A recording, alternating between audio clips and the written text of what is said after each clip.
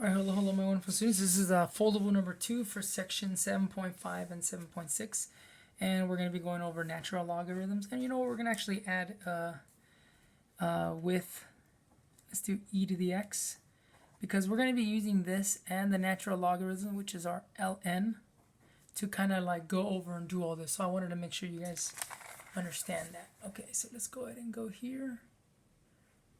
Alright, so the first things first, I wanted to go over this up here, which is going to be our kind of like go-to when we're doing natural log and using e.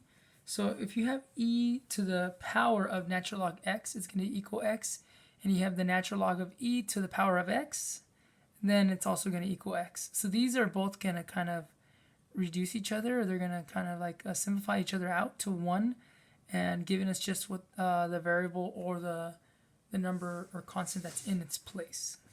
Okay, so now we can go ahead and solve this one here. So we have the natural log of x minus 3 squared plus 4.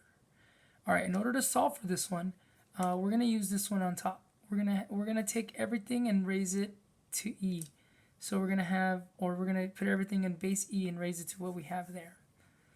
Okay, so we're gonna go and do that by doing this here. We have e, and then we're going to have ln of x minus 3 squared equal to e to the 4.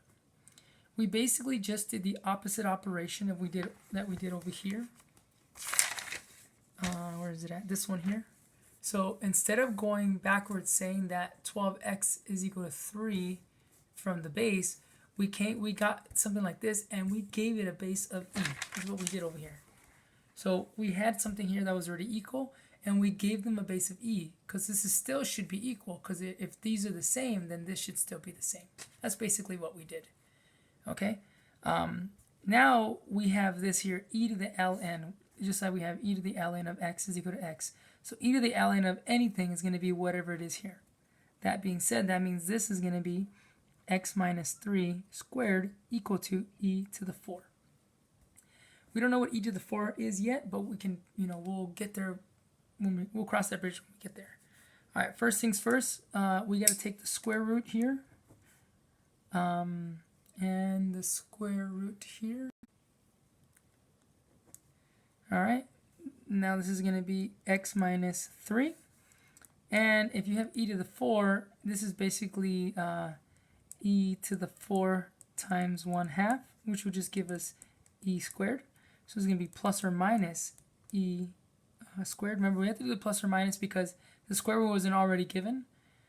So we have to make sure we have a plus or minus answer for that. All right, now we're going to solve this for this x. We're going to add 3 to both sides, and we're going to get x is equal to plus or minus e squared plus 3. So we're going to have two answers for this. So our first answer, once we plug it into our calculator, we have e to the e squared, and we're going to add 3, and we're going to get, our first answer is going to be 10.3, let's see, which is around 39, equal to, and our second answer is going to be when we have minus, which is going to give us an answer of negative 4.39. We round again as well.